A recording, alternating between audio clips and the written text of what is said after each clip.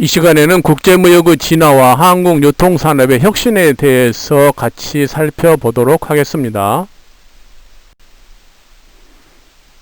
우리는 지난 2, 3년 동안에 아마존이라는 그 미국의 그 온라인 쇼핑몰에서 일어난 그런 혁명적 변화들에 대해서 많이 알고 있습니다. 그 중에서도 영주에 있는 한 대장간에서 생산된 그 호미가 미국을 비롯한 여러 선진국에서 굉장한 인기를 끌고 있다는 보도를 여러분들 보셨을 겁니다.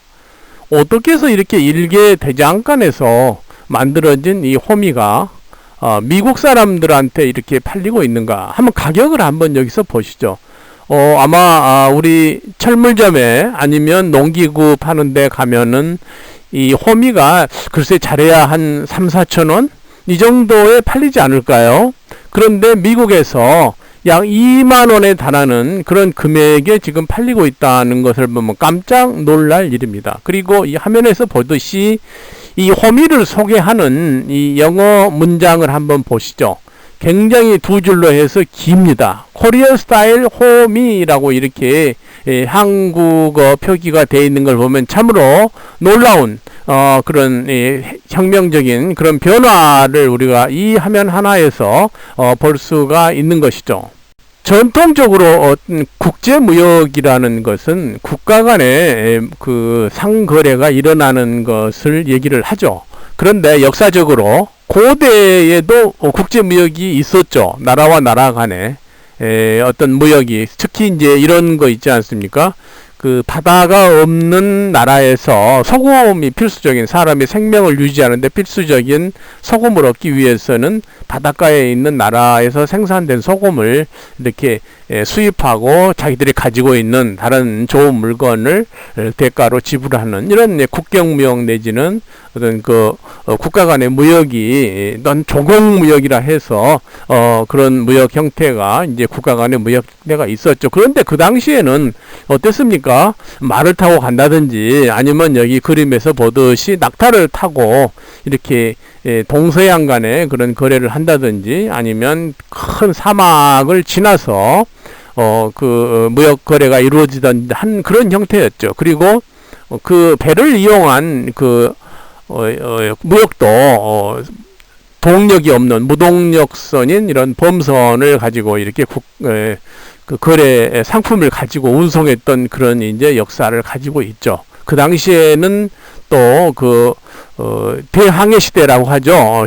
15세기가 되면서 동서양 간에 이런 이제 지리상의 발견 그 시대가 되면은 어떤 그 범선을 크게 만들어서 무역선에 쓰기도 하고 했었죠.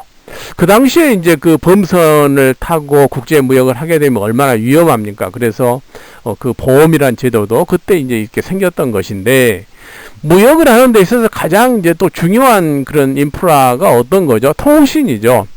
내가 어떤 물건을 가지고 있다라는 것을 다른 나라의 사람에게 알려주기 위해서 사람이 문서를 가지고 뛰어다닌다든지 아니면 돈을 지불하러 간다든지 아니면 말을 타고 이렇게 갔었죠. 그런데 이 전신 부호, 모르스 부호라는 게 생기고 또 전화기를 통해서 이렇게 구식 전화기를 통해서 통신을 하면서 무역에 대한 그런 정보를 주고받았겠죠. 그러면서 이제 상당히 1980년대, 90년대까지도 사용됐던 것이 텔렉스죠. 텔렉스는 전화로 할 수 없는 그런 긴 어떤 문장이나 이런 것을 타이프라이팅을 해서 다른 나라에 전달하는, 그래서 무역이 국제 간의 무역, 그 현대적인 무역이 발전하게 된 것은 아마도 텔렉스라는 기계가 발달하면서 나오면서 아마 그렇게 발전하지 않았을까라는 생각을 할 수가 있는 것이죠. 아울러서 그 운송수단, 그러니까 국제무역에 있어서는 가장 중요한 핵심적인 인프라가 운송수단과 통신이다, 그렇게 얘기할 수 있는데, 점점 더 이제 우리 국제무역이 발전하게 된 계기는 배가 상선이 대형화되고 또 철도 운송이 발전하게 되고 이렇게 되면서 점점 그 국제 간의 무역 규모가 커지고 발전하게 되었는데, 그 중에서도 국제무역을 혁신한 두 가지의 어떤 그 변화가 있다, 인프라의 변화가 있다. 역시 컨테이너의 어떤 그 발명이라고 봐야 되겠죠.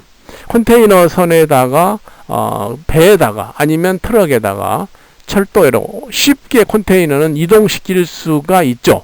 그러니까 대형 화물을 아주 빠른 시간 내에 이 나라에서 저 나라로 운송할 수가 있고, 하역 시간이나 또 선적 시간이 굉장히 짧아지는 그런 이제 장점을 가지고 있어서, 지금 모든 국제 무역에 있어서의 운송 수단은 컨테이너라는 인프라를 이용한다라고 우리가 얘기해도 과언이 아니겠습니다.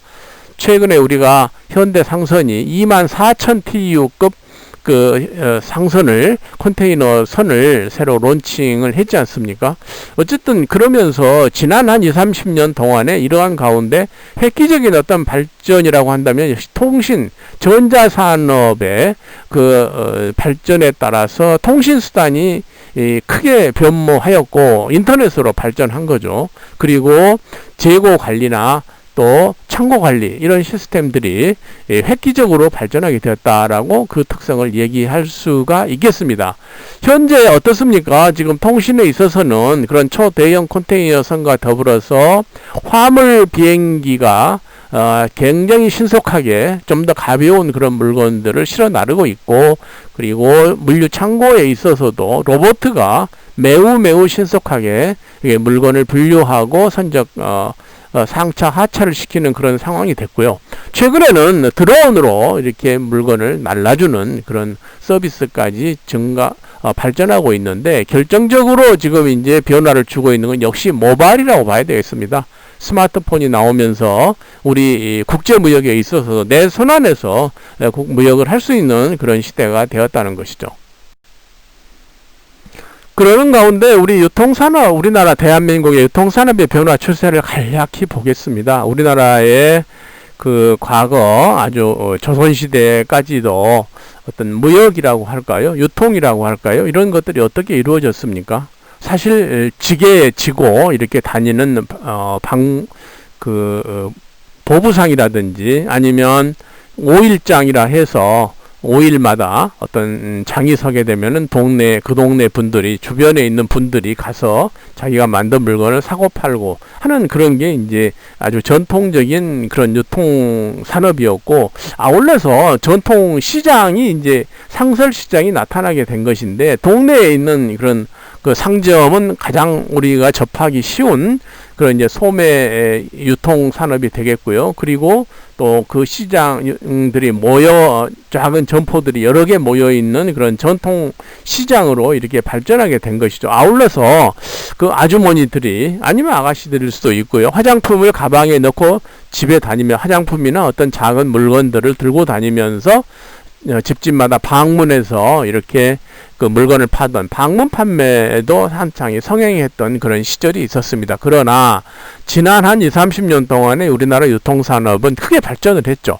우선 백화점이 여러 개 생기면서 백화점 위주의 유통이 석권할 것이다 라는 그런 전망까지 나왔지만, 백화점도 어느 정도, 지금 물론 백화점도 역할을 하고 있습니다만은, 백화점의 확장적인 역할은 역시 대형마트로 바톤을 넘겨주게 되었다라고 볼 수 있겠죠. 대형마트 중에 프랑스계 까르푸가 한국에 이제 들어왔었습니다만은 경쟁을 이기지 못하고 철수하는 그런 이제 상황이 됐고, 현재는 우리 주로 토종 대형마트들이 유통시장을 석권하고 있다, 이렇게 얘기해도 과언이 아니겠습니다. 그러나 지난해 이마트가 창사 이래 첫 영업적 이익 적자를 기록했다라는 그런 상당히 충격적인 그런 보도가 있었죠. 어찌해서 이런 일들이 벌어졌느냐? 물론 여러 가지 그 이유는 있겠지만은, 결정적으로 온라인 쇼핑, 그러니까 인터넷이나 모바일로 쇼핑을 해서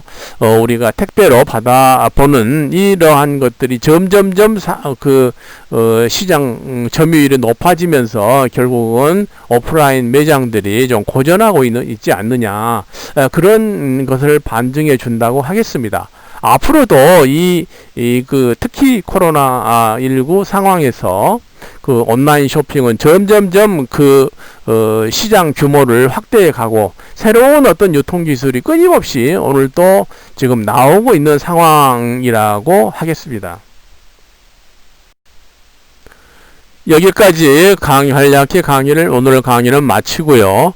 마지막으로, 우리가 한 10년 뒤, 2030년에 도대체 국가 간의 무역과 유통산업이 대체 어디로 갈 것인가 하는 것에 대해서도 우리가, 관심을 갖고 좀 더, 깊이 있는 그런 연구가 필요하지 않을까라는 생각이 듭니다.